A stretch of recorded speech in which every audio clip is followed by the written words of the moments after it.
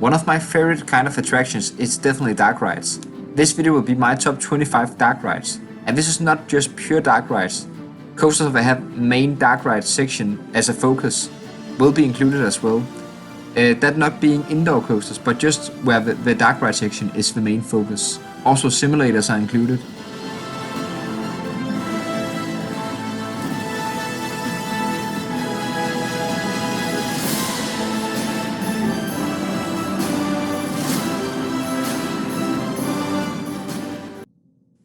And just making the list is Minen at Tivoli Gardens.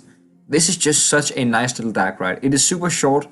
It is a shooting dark ride now, however I don't like the shooting here.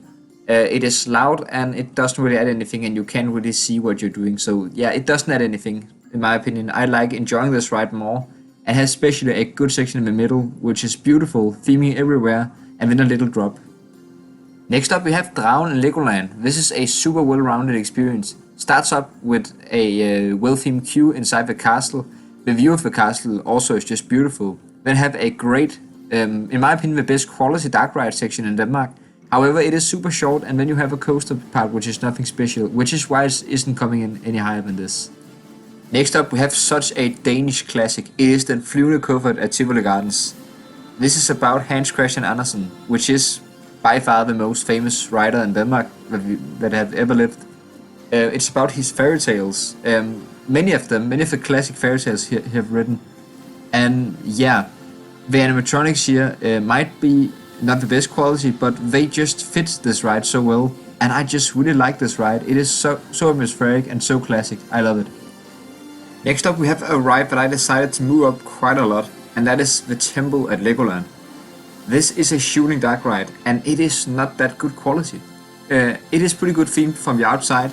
The inside itself has a pretty decent amount of theming for a shooting dark ride, I would say. But yeah, it's a short ride, but the shooting system is amazing here, and I just love this ride so much, and I have so much competition with myself and trying to beat the high score of the day and stuff like that. So super fun shooting dark ride.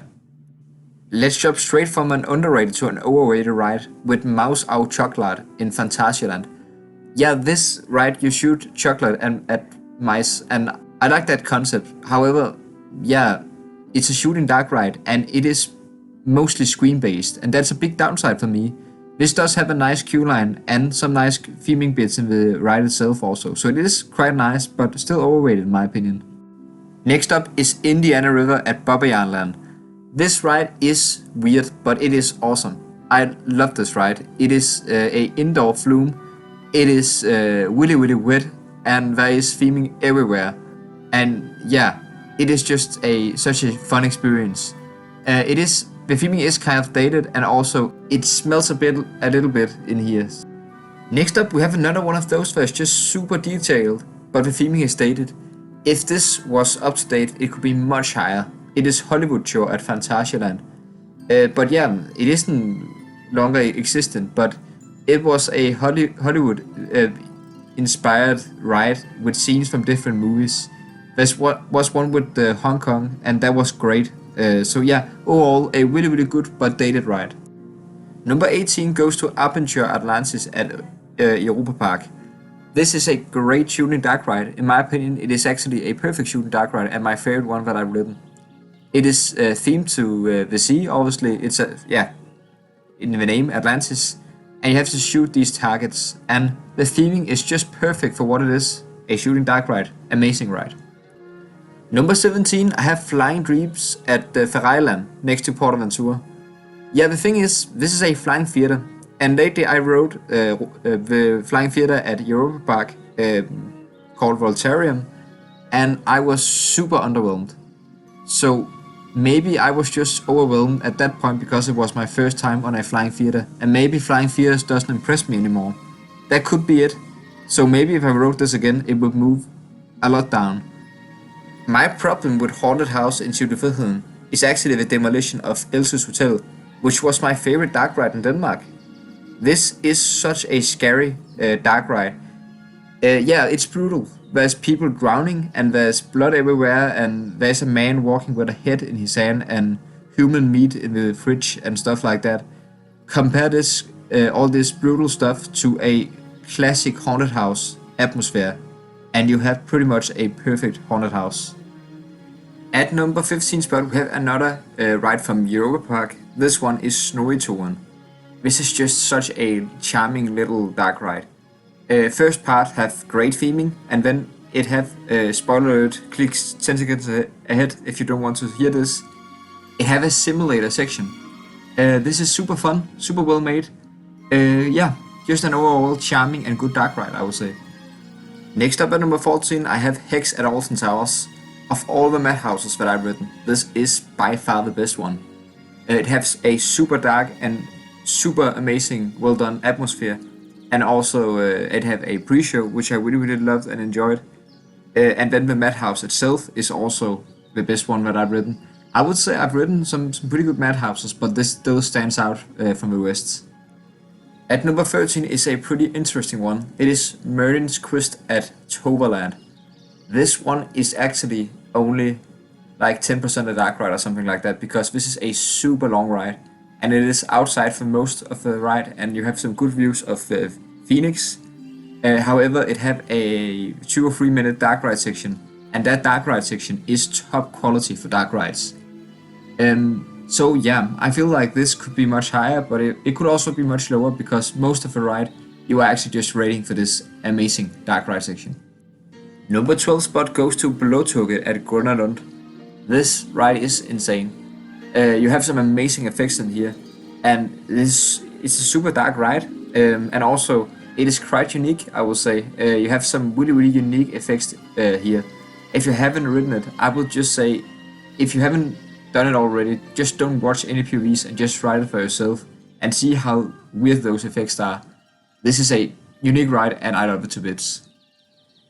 Number 11 is the Efteling answer to It's a Small World, at least from what I've heard from people who have ridden both this and It's a Small World. And many say this is better, and I could definitely imagine that, because this is such a fun ride. This is a super good dark ride that just includes a tour around the world to see some different cultures in a fun way. And next up is another Disneyland knockoff ride. This is Geisterslush at Europa Park. This ride, I didn't have that high expectation for it, but it absolutely blew me away. It was absolutely amazing. These effects are top quality, or these animatronics and this theming of this ride is just amazing. Originally, I had Geisterica at Phantasialand on this list, but I think this just set the bar for this kind of rides, and therefore it got pushed out of the list. But this ride is incredible. Ride it if you go to Europa Park, also because it has super short lines. Number 9 spot takes Area 51 at Movie Park Germany. First of all, this is an awesome dark ride and also a boat ride with a couple of drops. Second of all, here comes some spoilers, so click to this point if you don't want any of the spoilers. After the lift hill, this ride goes down a drop, and this drop feels like forever. It's amazing. And then you have non-stop theming and action. And then you have a backward section where it looks like the whole thing is going to collapse and water is coming towards you. And it's super well made. And then it finishes up with a drop, which is unfortunately much weaker than the first drop. Still an overall incredible ride this is. At number 8, this might come as a huge surprise, but it is Snorri's Saga at Roaedenstor. I did include this as a dark ride because I include every ride that focuses on dark ride section, and I will say this Lazy River definitely does that. This is just incredible. The dark ride itself, quality wise, would be lower on this list. It would still be on the list, I would say, but lower, definitely lower. But I love being in a water park. I love being underwater in general. I love floating on these rings underwater, and I love dark rides, and this combines all of them, and that is just a winner for me. One of the best dark rides I've ever ridden. Although I love Snorri's Saga, we have quite a bit of a gap between number 8 and number 7. And number 7 is Arthur at Europa Park. This is such an incredible dark ride and coaster. The coaster part itself is a good family coaster, I will say. But the dark ride part itself here is beautiful. And it's just such a well-rounded experience with an amazing queue line, an amazingly themed dark ride section, and then an outdoor section and some more dark ride sections, and then finish up with an outdoor section before going into a small dark ride section before it ends. Overall, incredible ride. Next up we have another ride from Europa Park, and that is Piraten in Betavia. Yeah, this is just an incredible dark ride. It has so much theming, some great effects here, and it is a super long dark ride. Yeah, it is pretty similar to the one that I have one spot above it, but I decided to give that one the edge because pirates is a pretty common theme to do on rides. Arabian theming is much more unique to me, which is why I put Fata Morgana at Efteling one spot ahead of Piraten in Betavia. This ride is incredible. It is much older than Piraten in Betavia, but I don't mind at all. The theming is great and high quality, even though it's old, because they do so much for updating the theming. And then this is just a beautiful ride. There's details everywhere, and yeah, it's incredible. Number 4 spot goes to another ride from Efteling, and that is Droomvlucht. This ride is incredible. It is so different from any other dark rides that I've ever ridden. And at the same time, it is a little bit similar to Arthur. It gives that same kind of magical feeling. This is just more dreamy than Arthur is, and than any other rides is. I would say that the Couple of Flash ride is probably higher quality than this, but I have a soft spot for this and also for the uniqueness of this ride. It's a suspended ride, and also the queue line have no theming whatsoever, so it's first from you take your seat, and therefore you'll be blown away into this fantasy world that this is. The top 3 is incredibly strong here, and number 3 is Valhalla at Blackpool Pleasure Beach. This have gotten a big remake, so let's see if it still holds up, or if it's even better now. But I highly doubt it, because it was great before. It was not just great, it was amazing. There was so many effects here, and I can't even remember many of them because it was stuff with them, and they were all amazing. And yeah, they feel really intense. Yeah, several times it feels like you're about to getting hit by something, and there was fire effects, there was cold effects and warm effects and everything, and some pretty nice drops also, as far as I remember. Taking the second place is Symbolica at Efteling. I think this is a perfect trackless dark ride. It interacts with you have 3 cars that interacts with each other perfectly, and on each ride the scenes are different, so therefore it really makes sense to have these 3 cars, and the way they interact with each other are also just amazing. Other than that, the theming are top quality and some of the best on any rides that I've ever seen. The ride builds up with a pre-show, which is amazing. And also just the castle of this ride looks absolutely incredible. Everything about this ride is perfect, and I wouldn't change a thing about this. By the slightest edge, I'm going to give Vliegende Hollander the number 1 spot on this list. Vliegende Hollander is a coaster, but I will say the main focus on this ride is by far the dark ride section. It ranks super high for me, and if it wasn't for the dark ride section, it wouldn't. Don't get me wrong, the queue line is one of the best ones out there. The station is the best one out there, and at least in my opinion. And then the dark ride section might only be about 2 minutes long, maybe even less, but it is top quality and by far the best dark ride section on any rides that I've ridden. It is that amazing.